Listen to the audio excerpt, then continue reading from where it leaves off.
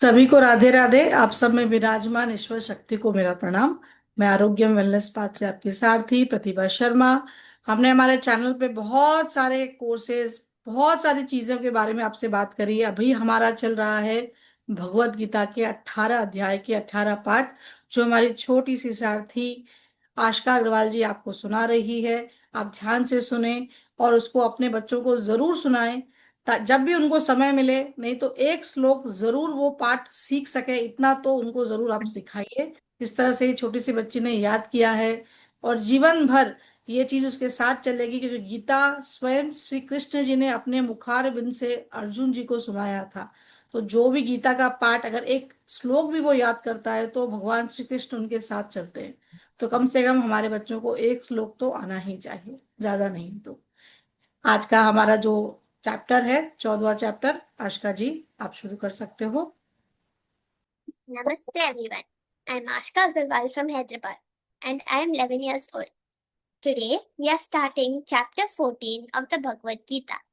It is called Gunatraya Vibhaga Yoga. In simple English, that means the yoga of the division of the three qualities. In chapter 13, Sri Krishna Bhagwanji explained the difference between the body and the soul. He told us that the body keeps changing, but the soul always remains the same. Now, in chapter 14, Sri Krishna Bhagwanji explains something very interesting. He says that everything in this world, every person, every action, every feeling is made up of three qualities. These three qualities are called gunas. Let's see what Sri Krishna Bhagwanji explains to Arjuna through this chapter. Before beginning the recitation, let us pray together. Om Sahana Vavatu Sahanao Punaktu Sahaviryam Karavavahai Tejasvinavaditamastu Ma Vidvishavahai. Om Shanti Shanti Shanti. Now, I will begin the recitation of chapter 40, Gunatraya Vibhaga Yoga. Om Shri Paramatmane Namaha. Srimad Bhagavad Gita अथ चतुर्दशोऽध्यायः गुणत्रय विभाग योगः श्रीभगवानुवाच परं भूय प्रवक्ष्यामि ज्ञानमुत्तमम् यज्ञात्वा मुनयः सर्वे परां सिद्धिमितो गताः इदं ज्ञानमुपाश्रित्य साधर्म्यमागताः सर्गेऽपि नोपजायन्ते प्रलयेन व्यतन्ति च मम योनिर्मत्परमा तस्मिन् गर्भं ददाम्यहम् सम्भवं सर्वभूतानां ततो भवति भारत सर्वयोनिषु कौन्तेय तयः सम्भवन्ति यः तासां ब्रह्म महद्योनिः अहं बीजं प्रदः सत्त्वं रजस्तम इति गुणाः प्रकृतिसम्भवाः निबध्नन्ति महाबाहो देहे देहिनमव्ययम् तत्र सत्त्वं निर्मलत्वात् प्रकाशः कर्मणामयम् सुखसङ्गेन बध्नन्ति ज्ञानासङ्गेन चानघ रजोरागात्मकं विद्धि तृष्णासङ्गसमुद्भवम् तन्निबध्नन्ति कौन्तेय तमसङ्गेन देहिनां तमस्त्वज्ञानजं विद्धि ब्रह्माणं सर्वदेहिनां प्रमादालस्य निद्राभिः निबध्नन्ति भारत सर्वं सुखे सञ्जयति रजः कर्माणि भारत ज्ञानमावृत्य तु तमः प्रमादे सञ्जयत्युत रजस्तमश्च अभिभूय त्वं भवति भारत रजः सत्त्वं तमश्चैव तमः सत्त्वं रजस्तथा सर्वद्वारेषु देहेऽस्मिन् प्रकाशः उपजायते ज्ञानं यदा तथा विज्ञानवृत्तं सर्वमित्युत लोभः प्रवृत्तिरारम्भः कर्मणां मशमः स्पृहा रजस्येतानि जायन्ते वृत्ते भरतर्षभ अप्रकाशो प्रवृत्तिश्च आदौ मोह एव च तस्मास्येतानि जायन्ते वृत्ते कुरु नन्दन यदा सत्त्वे प्रवृत्ते तु यं याति देहभृत् तदुत्तमविदं लोकान् मल्लान् प्रतिपद्यते रजसि प्रलयं गत्वा कर्मसङ्गीषु जायते प्रलीनस्तमसि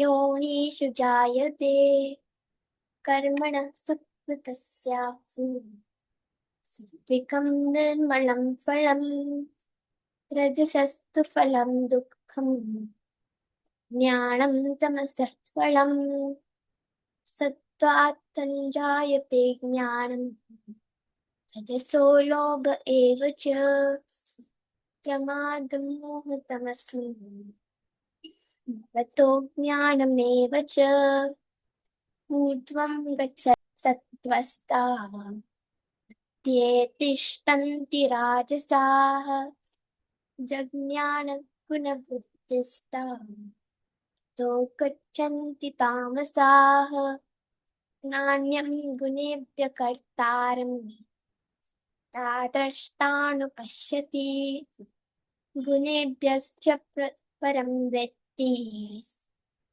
भावं सोऽधिगच्छति गुणानेतानतीत्यन्त्रे हि देहसमुद्भवान् जन्म मृत्युजरा दुःखैः मुक्तो मृतमश्नुते अर्जुन उवाच कैलिङ्गास्त्रीन् गुणानेतान् तीतो भवति प्रभो किमाचारः कथं चेत्तम् स्त्रीन् गुणानैत्वर्तते श्रीभगवानुवाच प्रकाशं च प्रवृत्तिं च ममेव च पाण्डव न द्वेष्टि सम्प्रवृत्तानि निवृत्तानि काङ्क्षति उदासीनवदासीनो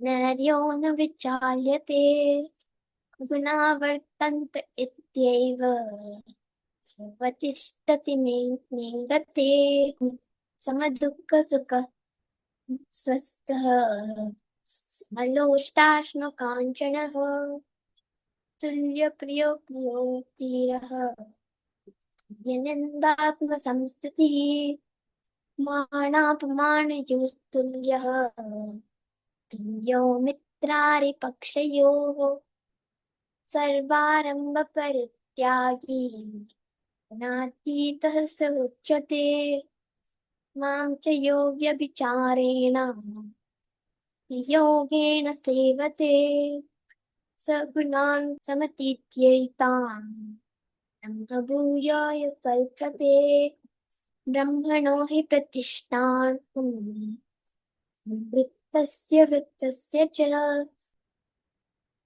शाश्वतस्य च धर्मस्य दुःखस्यैकान्तिकस्य च ॐ तत्सदिति श्रीमद्भगवद्गीतासु उपनिषत्सु ब्रह्मविद्यायां योगशास्त्रे श्रीकृष्णार्जुनसंवादे गुणत्रयविभागयोगो नाम चतुर्दशोऽध्यायः. Now, I will explain you the simple meaning of chapter 14. In this chapter, Shri Krishna Bhagwan Ji explains that everything in this world is made of three qualities called gunas. The first is tamas, which means heaviness, laziness, and darkness. The second is rajas, which means restlessness, passion, and too much excitement. The third is sattva, which means clarity, peace, and goodness. He said, all three gunas are present in every person, but depending on which one is stronger at a particular time, a person thinks and acts differently. I found that very interesting because I think I have felt all three of these at different times. Sometimes I feel very lazy and I don't know what to do. Sometimes I feel very restless and my mind keeps jumping around. And sometimes I feel very calm and focused and everything feels clear. I like that Sri Krishna Bhagwan Ji explained this so clearly because now when I notice how I'm feeling, I can understand it a little better.